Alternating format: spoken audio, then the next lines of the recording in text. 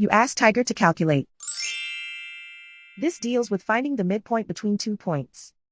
The midpoint between the 2 points is negative 52, 21.5. Let's solve it step by step. Plot the 2 points and calculate the midpoint using the formula. The coordinates of point 1 are, x1 equals negative 6, y1 equals 53. The coordinates of point 2 are, x2 equals negative 98, y2 equals negative 10. PM represents the midpoint of the 2 points.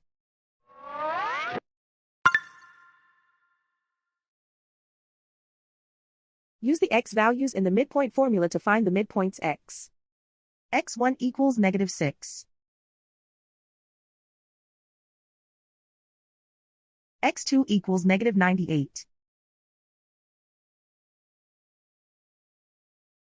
Simplify the arithmetic.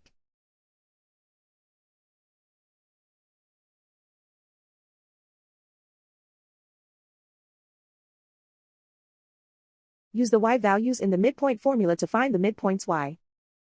y1 equals 53.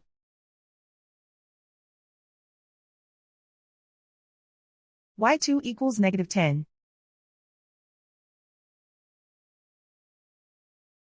Simplify the arithmetic.